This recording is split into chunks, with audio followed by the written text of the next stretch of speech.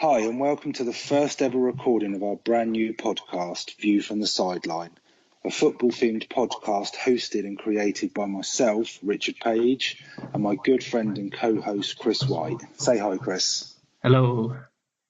Just to give you a bit of background to why we create the podcast, Chris and I work together and we found we mostly talk about football. So why not talk about football to others through a podcast, start a debate and let other people join in.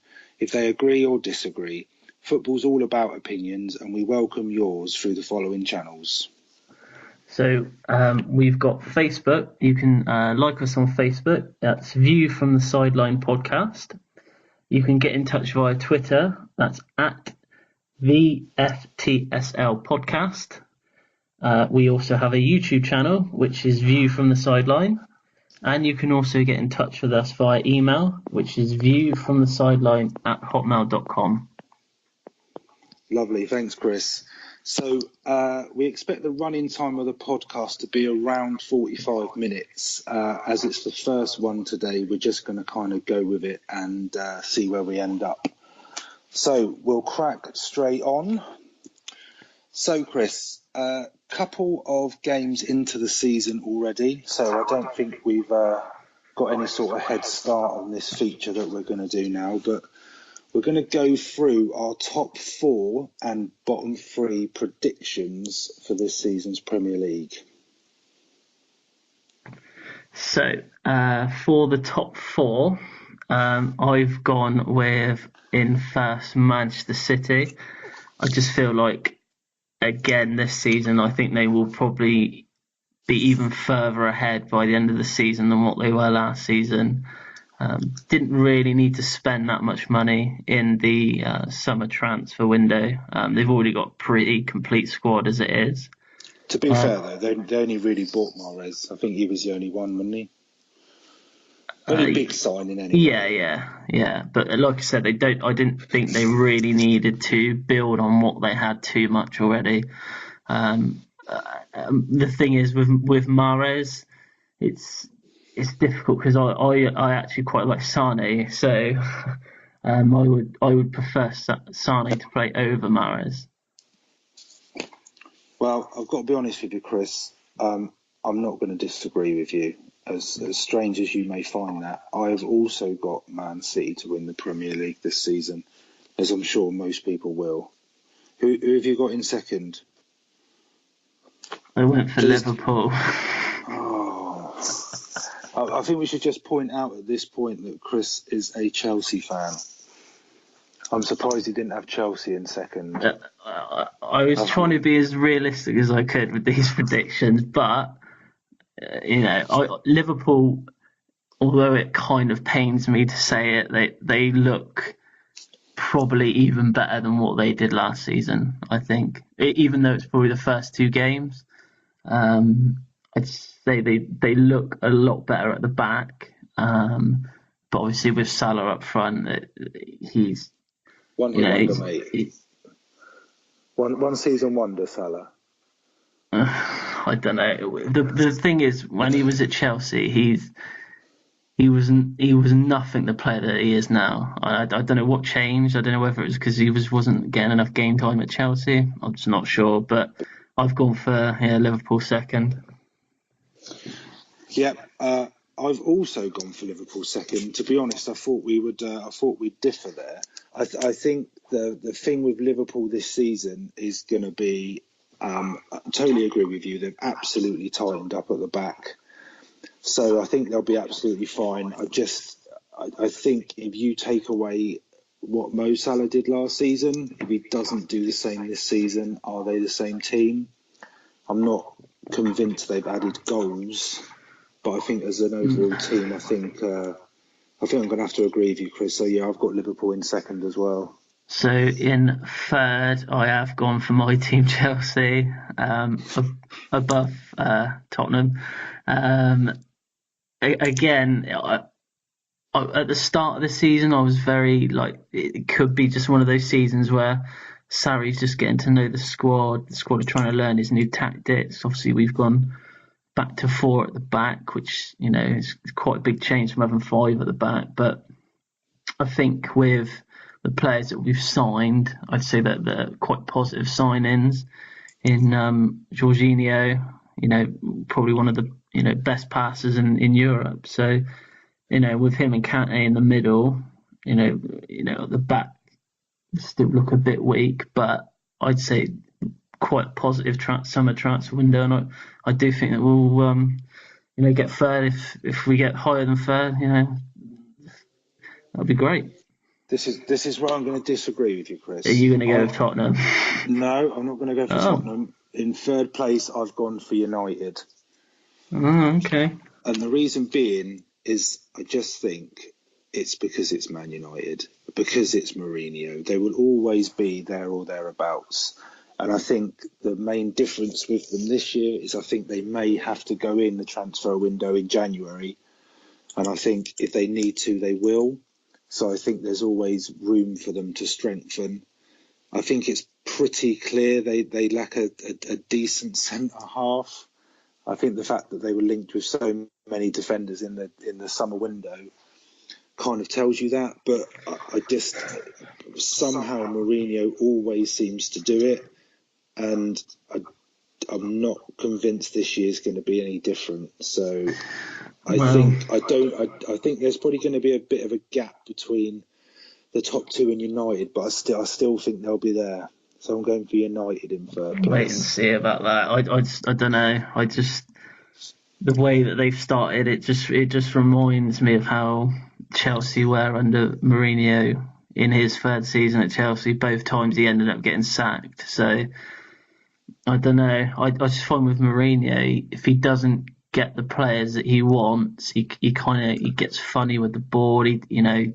He starts acting quite strangely in press conferences and stuff, and already he started calling certain players out in the team for not performing well, which probably in some cases he has a right to, but do you do it as openly as what he does it? I don't know, but again, we'll wait and see about that. But in fourth, I have gone for Tottenham. Again, didn't sign anyone in the summer, but some will agree that they probably didn't have to with the squad that they've got. With the squad that they got, should they be getting higher than fourth? Probably, but I'm in agreement with you, Chris. So it looks like the only place we disagree is on Chelsea. I haven't got Chelsea in the top four. You didn't have them in the top four. I didn't. I'm afraid, mate. But I totally agree with you with Spurs. But I think that Spurs finishing top four this season will be a real achievement. I think, like you say, no activity in the summer window at all. Yeah, it's a great squad. There's no doubt about that. They've finished in the top four sort of continuously over the last couple of years. So I don't see this season being any different. I don't think there was necessarily a need just to go out and buy for the sake of it. But I think they'll get top four. So that's why I've put them in fourth, the same as yourself. Yeah. It's just Chelsea, mate. I've not purposely left them out. I think Europa League's going to hinder them this year. I think the Thursday-Sunday thing's going to affect them. So we'll see at the end of the season, but we're pretty much level apart from So it's just I've blatantly left your side out of the top four, mate, for which I apologise. Wow, it's a bit hard. I feel like I should change mine now. No, you can't change it, mate. It's recorded. You can't change it. So you're bottom three. So I'll start with rock bottom. So 20th. I've gone with Cardiff. I just yeah, me too. Looking at them at the first two games, they haven't spent the money like Wolves and Fulham have when they've both come up. Their players are championship players at the end of the day. I cannot see them doing that much. Probably win a couple of games, but I think inevitably, I think they'll go down. I think, Warnock's done well to get them up, but I think not spending money, I think, is going to inevitably get them relegated. Can you see Cardiff breaking the record for the lowest points tally? There's a lot of people. There's a lot of people talking about this, that they're going to get Yeah. No, less than Derby did when they only got 11 points. I think they'll get more. I think there's. Well, they've got one.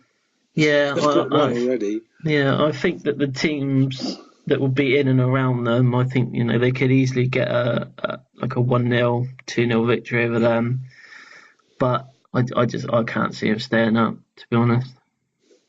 No, I'm in agreement with you, mate. I think even 2 games in, I think Cardiff are already down, if that's even possible. What about 19th? So I've gone with Huddersfield. Quite unfortunate, really, because they've had the first 2 games of Chelsea and Manchester City. That's not ideal for them. But again, I think last year they started well last year, but they did tail off towards the end of the season, and by the end of the season they were almost in and around the bottom 3. So again, haven't really bought anyone that I think that's going to really change their play. They've got a good manager. I do like their manager. I think that if they do go down, I think maybe he could probably stay in the Premier League if there's another team going at the time. But no, I can't see him staying up. No, me neither. This actually looks like we've discussed this beforehand, but I can assure you we haven't. You've gone for them as well. I've got Huddersfield 19th as well, but the main reason for me is I think they did well last year. I think they started off really well. They did sort of weaken towards the end of the season, but I think the key thing this year is I think that the teams that were weaker than them last year that went down, the teams that have come up are probably already stronger than them. I think that the table never lies. Right, I think last year when Swansea, West Brom and Stoke went down, they were actually worse than Huddersfield throughout the season. But I can't see Wolves, for example, being worse than Huddersfield this year. So I think that the teams that are worse than them have gone. So yeah, that's why I've got them in 19th. I think 18th is a real tricky one. Who have you gone for? It took me a while to think about, because I think it could be probably one of about 4 or 5 teams. But yeah, I had a flip of a coin. I've probably a very unpopular choice with some people. I've gone for Southampton. Controversial. I know, yeah. Purely the fact that, again, they needed a striker in the summer transfer window, and I just don't think that Danny Ings he's not going to get 15, 16 goals in a season. He's hardly played last 2 seasons. I just don't think they strengthened well up front. They bought a couple of good midfielders, but they weren't that great last season, and I don't think that Danny Ings is going to change anything for them. He had an okay game at the weekend, but again, I just can't see. But to be fair, there was probably 4 other teams that I could have gone for, but I just weighed up the options with the other ones. West Ham were another one as well that I had. That I was thinking got the about. other way, Chris. So my flip up was between Southampton, but I've gone for Fulham. And the reason is I think that they will struggle at times in the Premier League with the amount of players that they've bought. I think it's really difficult to gel such a large amount of new signings. Although they've bought people that have got Premier League experience, I think it's shown when any team goes out and basically rebuilds their team, it's going to take them time. I always remember Spurs when they bought the Gareth Bale money, and I think out of the 27 players that we bought, I think only 2 of them were actually any good and are still there. Who? Eriksen and Lamela, I would say. I'd say one of them is good. I'm not too sure about Lamela. He's quality, mate. He's quality. Yeah, well. So I've gone for Fulham. I did have Saints in mind, but I'm going to stay loyal to my local team and avoid the wrath of many family and friends who are Saints fans. But I do think Fulham are going to struggle. Yeah, So I've Fulham gone for Fulham in 18th. I think Yeah. they're a good side, and I like Fulham, but I think they're just going to have. I think it's going to take them a bit of time to gel. I think Mitrovic is a good player. I think he's a good signing, and he'll score goals. But do you think I just think that I think they're going to struggle. That's why I've put them. Do you think that if they were to go down, because obviously they've bought all these players for the Premier League, if they do go down, you know, they're going to find themselves in a bit of trouble, sort of like a max exodus. But obviously I went for Southampton, but never mind. Yeah, I'd imagine the people Fulham have bought have got some sort of clause in their contract that says if they go down, they can leave for nothing or something like that. I'm sure there's someone in there. Okay, so that's our predictions, top four and relegation for this season. So we weren't too far apart, really. Just one team either side. Yeah, literally, it was the third place and 18th place, wasn't it? Yeah, I think Chelsea are going to get a taste for the Europa League, so I think they'll want to go back in there next year. Anyway, so we'll see how those predictions pan out, Chris, over the next we will 6 post or 7 them, months. Yeah, we'll post them on the social media accounts as well. And we'll see if you also, people listening, if you wanna, you can put your top four and bottom three on there as well.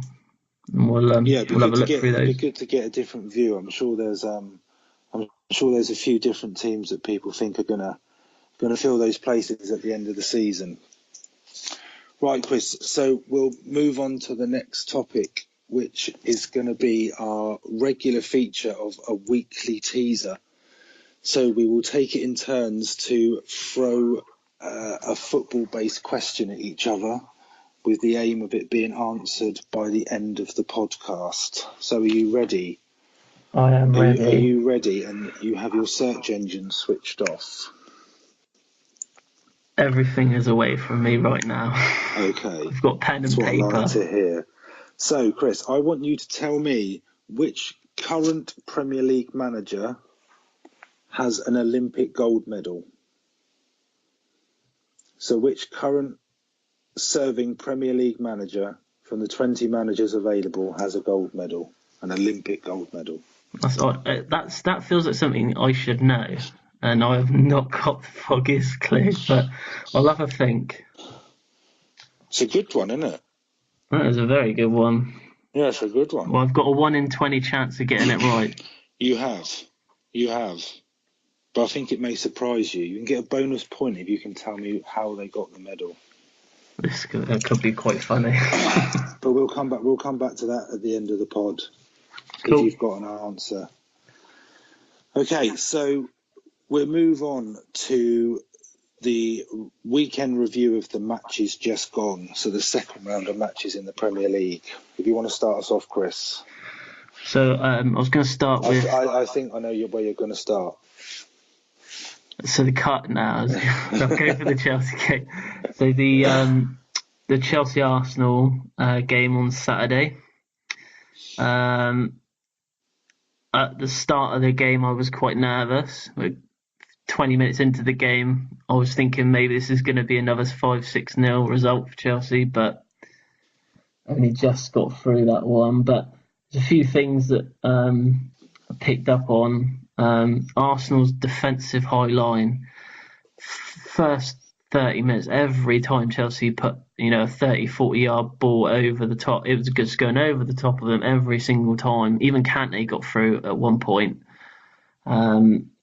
But yeah, that I think that's something that they definitely will need to work on, their defence, Arsenal. But saying that, going forward, they could have easily scored 3 or 4 goals. Aubameyang and Mkhitaryan had 2 really good opportunities to make it 2-1 and 2-2.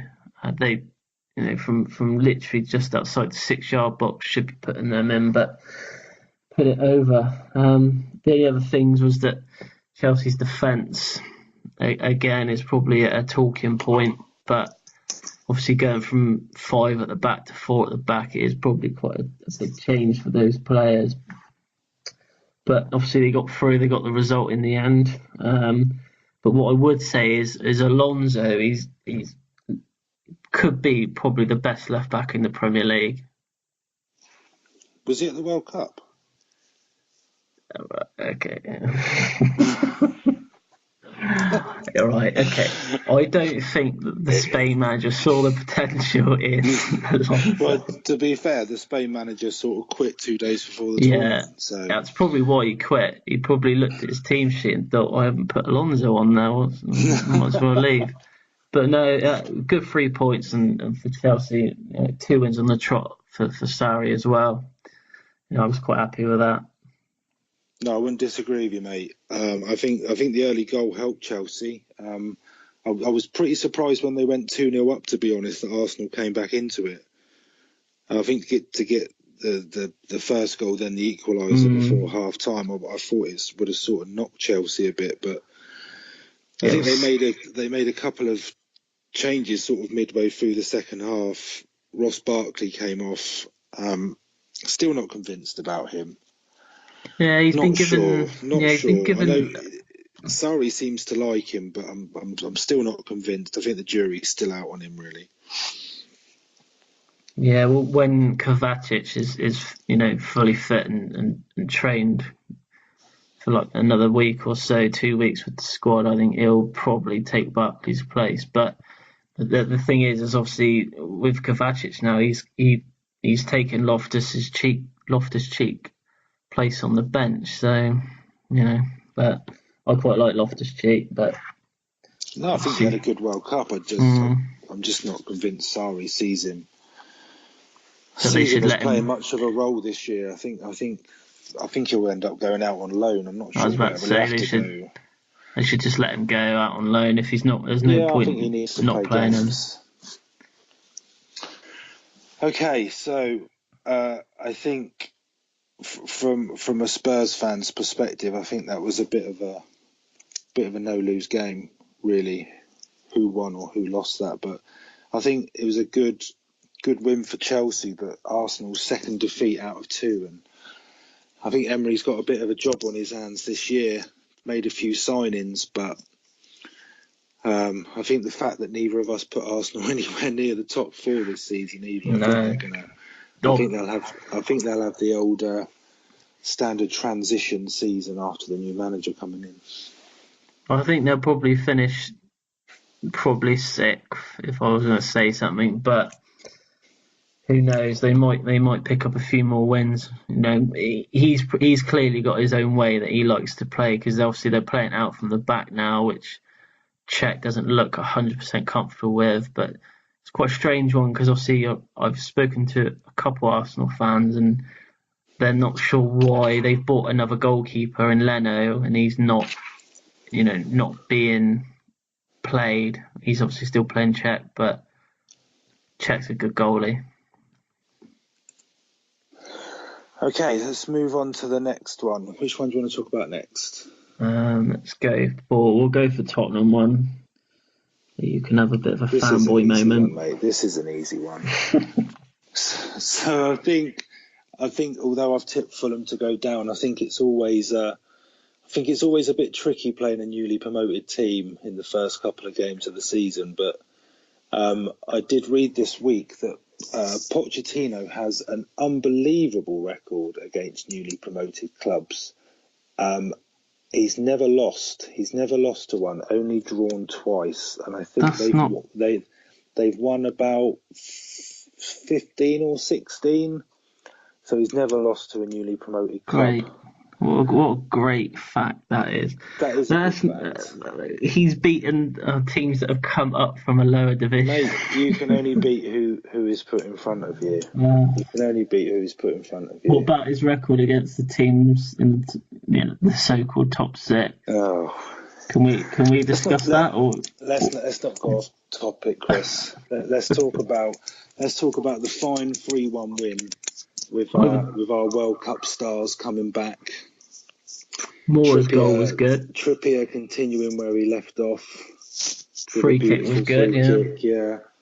Lucas Moura's first goal and Harry Kane scoring in August. I mean, I'm not sure what else you want, really.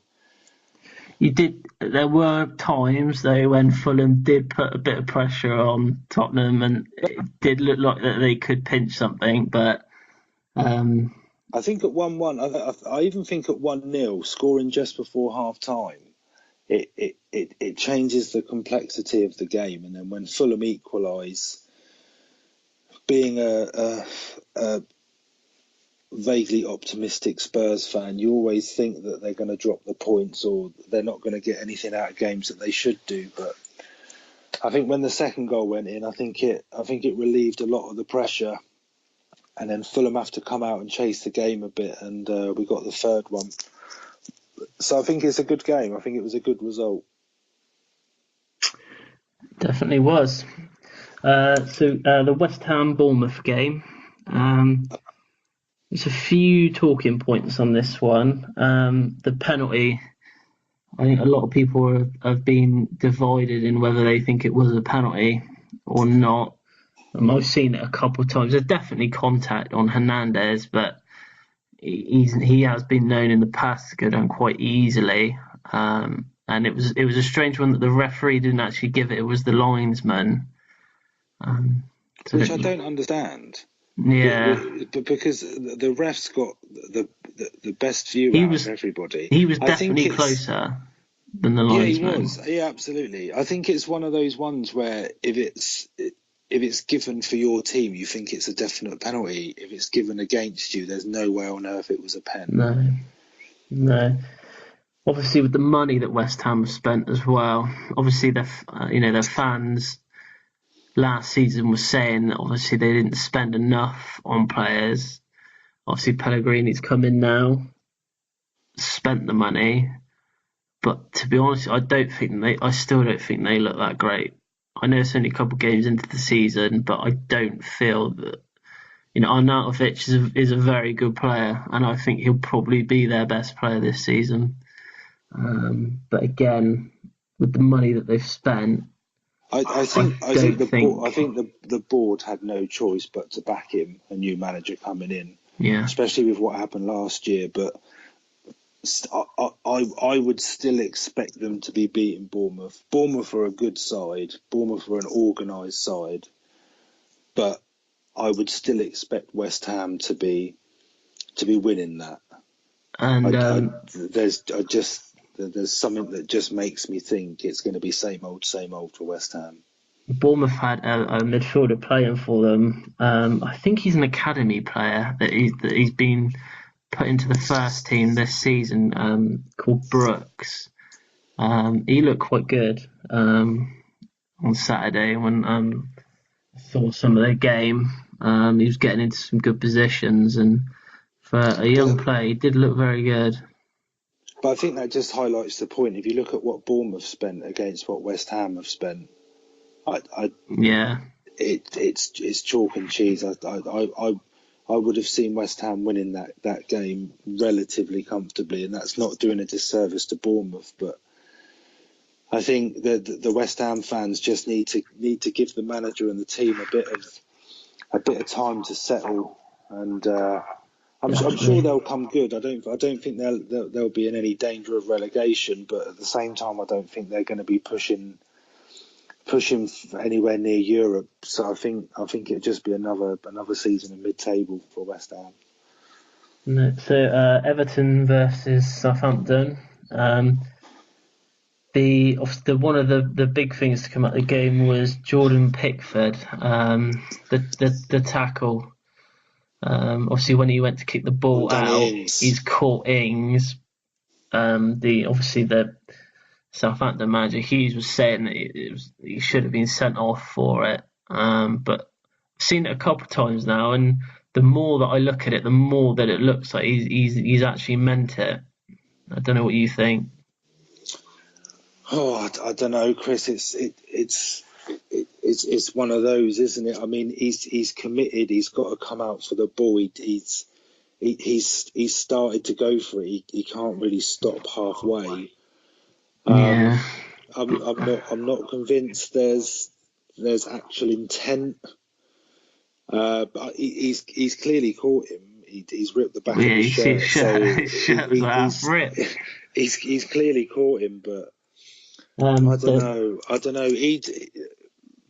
Pickford's looked a bit dodgy, a bit sort of uneasy. I think if I was a Chelsea fan, I wouldn't be too disappointed that you didn't buy him. no, I think we got the right keeper at Chelsea now. I think he's a good keeper, and he had a great World Cup. Yeah, but he just, even against Wolves, he didn't. The free kick that Wolves scored, he didn't look. He doesn't look confident.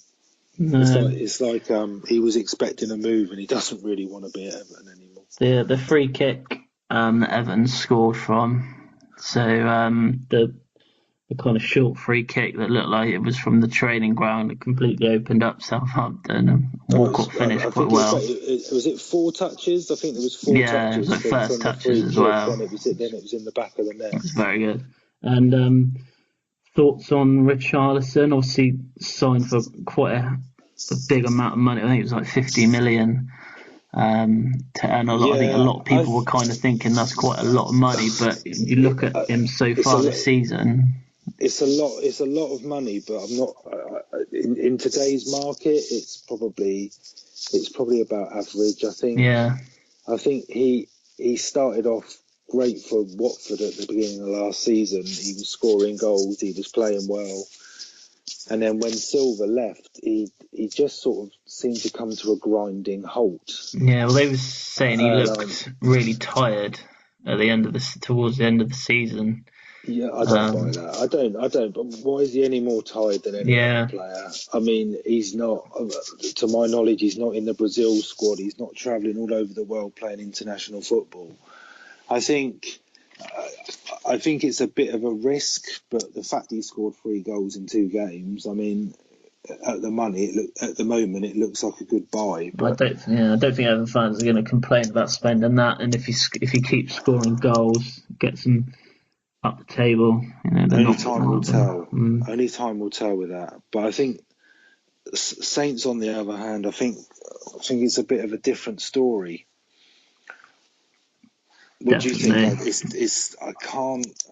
I agree with your earlier point. I can't see where their goals are coming from. I'm not sure what Danny Ings brings that Charlie Austin doesn't. And you look at them, you've got Shane Long, Charlie Austin, Charlie Austin, and Danny Ings. They're not the most prolific strikers in the Premier League. They're not. I don't think one of them is probably going to get you more than 12 goals this season. No, and I think that's going to. I think that is going to cost them. I had a conversation with my father-in-law today about Southampton, and I was talking to him about the podcast, and he was talking about Nathan Redmond and how he's not a fan of his at all. And my view is that I think Redmond kind of sums up what I feel about Saints, that they've got a lot of good young players who have so much promise, but they just don't seem to deliver. And I think that kind of sums up what you're saying about Ings, about Austin, about Long. They've all got the potential. They're all names in the Premier League. They're all Premier League players, but they just don't seem to deliver. And I think that sort of sums Saints up a bit. They just needed to spend more money on getting a better striker. I think you can have Long and Austin in your team, but then I think you need someone, that is going to get you the 15, 16 goals a season. But I think that's what Charlie Austin was meant to do when he went. But I don't know why they thought that. Because of what happened last year and them sort of surviving with sort of 2 games to go in the season. I'm not sure whether that's just papered over some sort of deeper cracks that are already there, and anyone that seems to be coming through, or any good young players that they're getting, Liverpool are just probably going to buy them. That's There's probably the just what's feeder going to club, aren't happen. we? That's what's happened in the past. Yeah. They'll So either end up at Liverpool or they'll end up at Spurs. the Leicester Wolves game, obviously Vardy's sending off. Bit of a nasty one, that one. How anybody can say that's not a red is beyond me. No, it was a definite red card. You can even see his eyes are literally look like he's literally about to kill someone. Yeah, I don't know why he's done that, because it's not like he hasn't been persistently fouled by anyone. It looked quite malicious. I just think he's a passionate player, isn't he? Yeah. I heard a Leicester fan on the radio over the weekend saying that he got the ball, so it wasn't a red card. Not a chance. No, absolutely. I think if you go back 30, 40 years, it's probably an amazing tackle. It's probably a brilliant tackle. Yeah. But not now. He got to the ball first, but his foot's off the ground. He's taken the guy's leg out. I don't think there's any discussion that it's a red. But it didn't cost them the game, luckily for Leicester. They held on. Wolves had some good chances, but inevitably they couldn't score.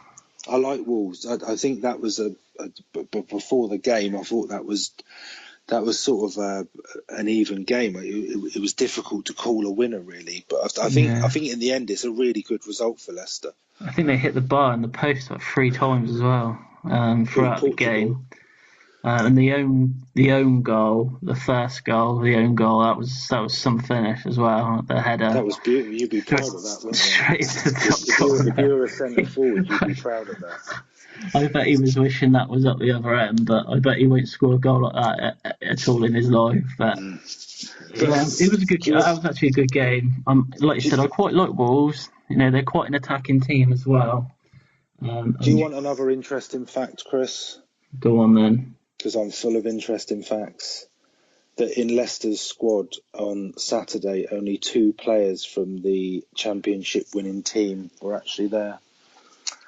Still in the squad. That is. I was hoping you were going to tell me which manager won the Olympic gold medal. I'm not telling you that, mate. That's too good a question to give away. Yeah. Cardiff, Newcastle. Fortunately, 0-0. Not the most exciting. Probably a good point for Cardiff. I think it is a good point. I would sum that match up in a couple of statements. The first being that the wrong man got sent off. How Kennedy didn't get sent off, Did you see? So when they showed the replay, the referee is literally about 3-4 yards from the actual thing, but I don't think he was actually looking at the incident. But I see now the FA have said they're not going to give him any more punishment for it. Well, so do you think we were spoiled in the summer with VAR? I do. Yeah.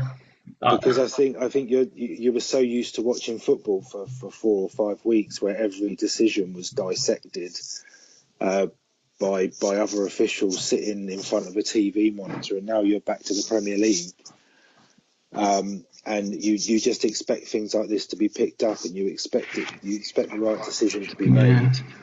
But refs are only human. But I don't know how he missed that. Did you not think the actual sending off was a sending off then? Not as much as Kennedy's, so that's why I'd probably say the wrong person was sent off. But okay. I don't know. Was it in the ref's mind about the first one? It was high. The tackle was high. But again, I couldn't make up my mind whether it was actually a red card or not. And I think you were right in saying that maybe because he maybe seen something at half time and had it in the back of his mind that it was probably he should have got that one and should have sent Kennedy off. But we'll never know. Yeah, so we'll never know the reasons why. But I think the only other thing to come out of that game was the penalty miss, and what a time to miss a penalty. If you're going to pick a time to miss a penalty, there's no good time You to would miss a have, penalty. But with the last kick of the game, is certainly not it. because it was an unfortunate. Because it was. I don't think it was Are deliberate you going to handball. defend him, Chris? Because he's No, a I'm just Chelsea saying player. he was unlucky. He was, when you're going from that, when you're sliding in like that, I thought he was unlucky, but the penalty was a shocking penalty anyway, and he probably didn't deserve to score it. It was atrocious. It Um, was one of the worst penalties of all time. I'm going to say it. So I think that pretty much sums it up. I think that pretty much sums up that game. But like you say, it's the first point for both teams. I think Cardiff will probably be disappointed they didn't win with Newcastle going down to 10, but they've got a point on the board, so they can't be too disappointed with that. We just talk about the City game, Chris, shall we? And then we'll move on. Yeah. So Aguero hat-trick, still looking like one of probably the best striker in the Premier League.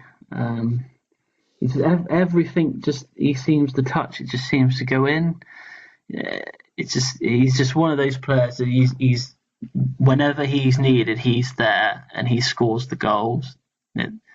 David Silva's free kick was good, and that was a hell of a free kick. And Mendy. What are your thoughts on Mendy? I want to talk to you about Mendy, Chris. I want to talk to you about him. So I think he's almost as good as a new signing.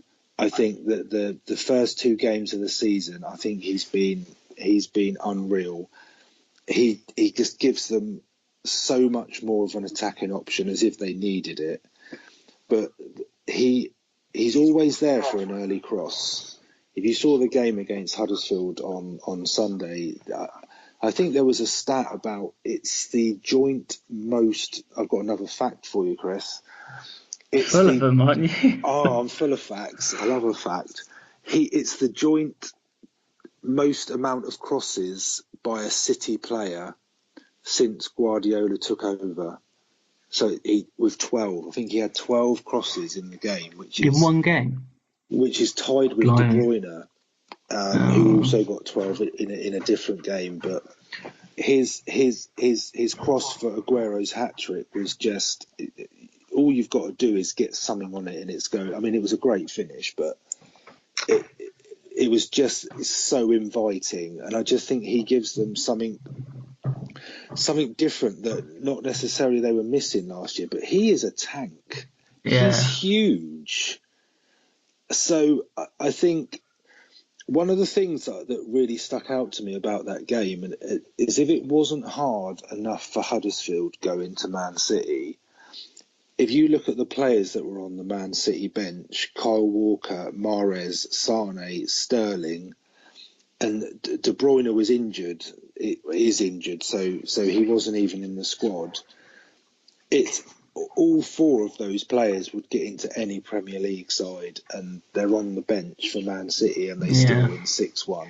It's freakishly scary. Do you think that they'll miss De Bruyne, or do you think they'll cope just fine without him? I think any team will miss him, but I think if there's any team that can cope with a player like that not being available, it's Man City.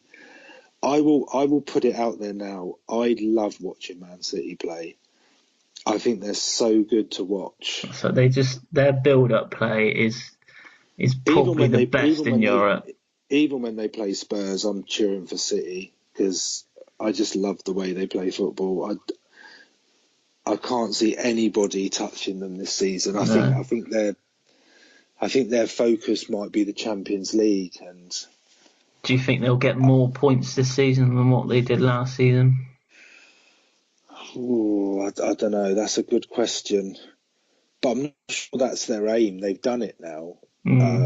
I mean, is that their aim, that they want to beat 100 points? I think they will concentrate on the league, but I think, like you're right, I think he will want to win the Champions League this season. And to be fair, he's probably got the, if not the best squad in Europe to do it with. So And they've got Foden coming through as well, who looks a brilliant player. yeah, And he will be something special, I think. it must be quite daunting to try and get in over Bernardo Silva, David Silva, sort of Fernandinho, But and the sort of players in front of him. But if anything, he's going to learn from them. I just think even the keeper. I mean, did you see his assist for Aguero's first goal? I mean, I know Guardiola likes keepers to play with their feet, but it's unreal. But one of the interesting points from that is there's been a lot of talk about because did you know, Chris, you cannot be offside from a goal kick? I did know that, but thank you for telling me You're again. welcome. You're welcome. That's like my fifth fact of the pod.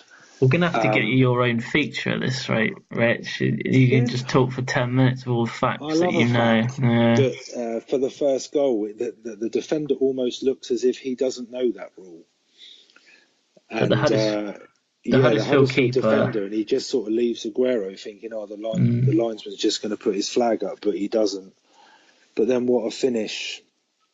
So yeah, I think I think we expected goals in that game. I'm not sure we expected 7, but um, I think the only thing with City that would mildly worry me would be if Edison gets injured.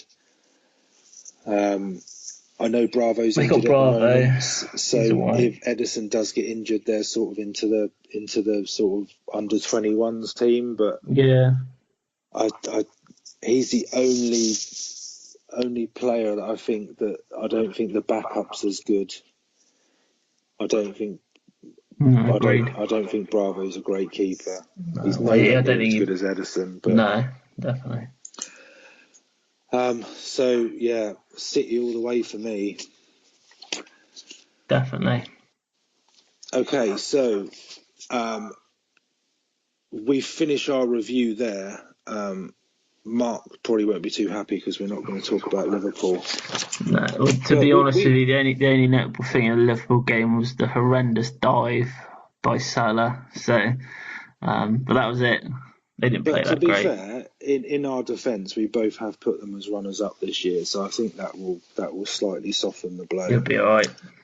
And United Brighton, we'll skim over that. I don't think the United fans will really want us to sit and talk about that for 5 minutes. I think that they've had enough punishment this weekend. Absolutely. Apart from Brighton actually thoroughly deserving it. They did thoroughly deserve it. Back-to-back wins for Brighton, for United at home. They beat them home last and they did season play as really well. And I did just want to mention Paul Pogba. He did not have a great game, but fair play for him coming out after the game and saying that he didn't have a good game, because I know a lot of other players wouldn't have said that. So yeah, and that boy knows how to take a pen. He does, yeah. He could teach Kennedy a thing or two, that's for sure. Right, okay, so now we'll go on to our weekly prediction feature.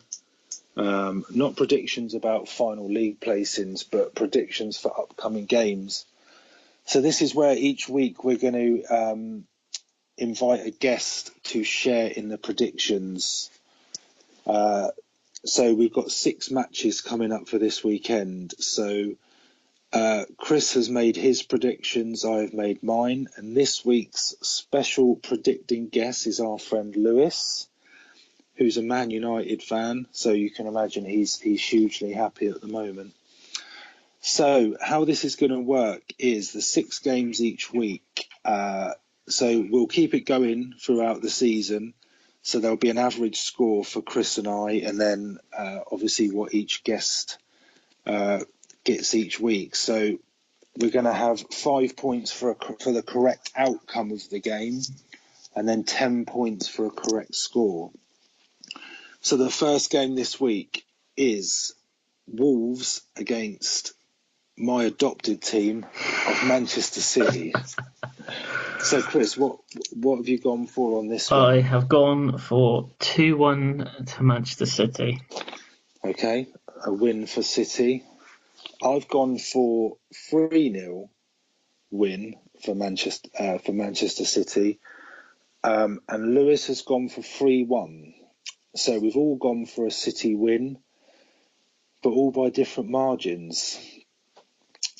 So we'll keep an eye out for that result. We'll post the results on Facebook, and Chris, if you can get it out on Twitter.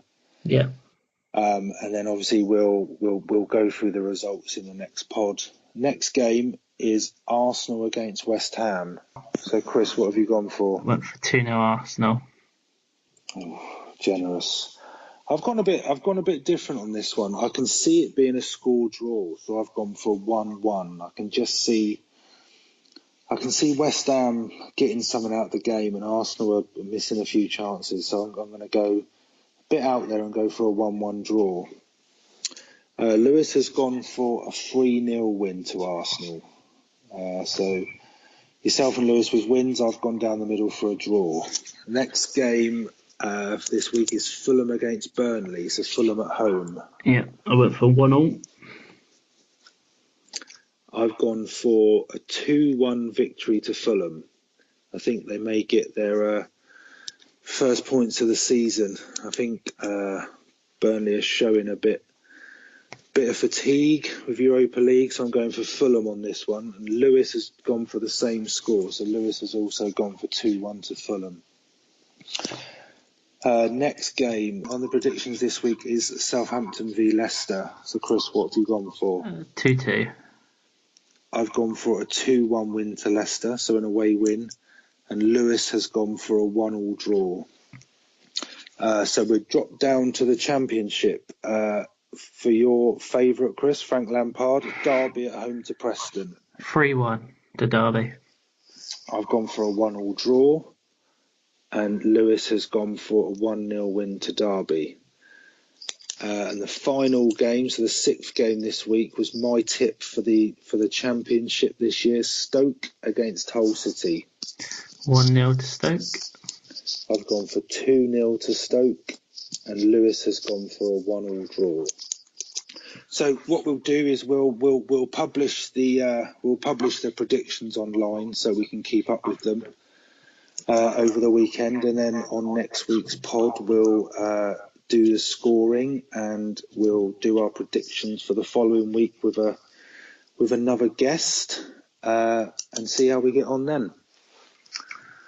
Okay, so I think the only thing left to do for this week then, Chris, is your answer for the weekly teaser.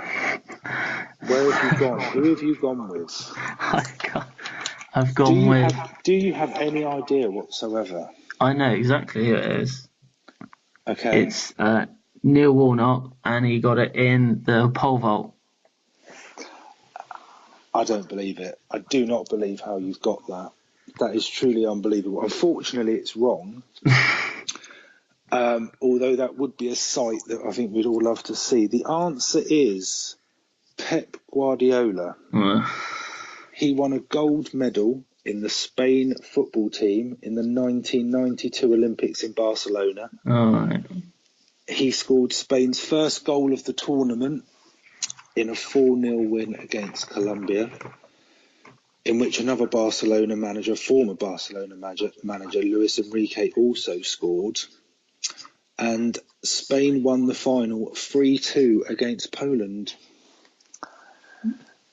Great. Full of facts. All right. Yeah, so there you go. There is nothing that man can't do. I should have thought it was football related, really, shouldn't I? You should have done, really. Yeah. Rather than Neil Warnock pole vaulting. Okay, so... but it was a good guess. It was just a guess. It was a guess. Okay, so... But there you go. You can wow your work colleagues with the facts that I've provided you on today's pod. So that will be it for today's podcast. The next podcast will be recorded next Tuesday and go live on Wednesday. But be sure to like us on Facebook, again, for View the Sideline Podcast, on Twitter at the FTSL Podcast. Go on YouTube and subscribe, and that's View from the Sideline, and email us with any questions that you've got, and we'll try and answer them next week, and that's View from the Sideline at hotmail.com.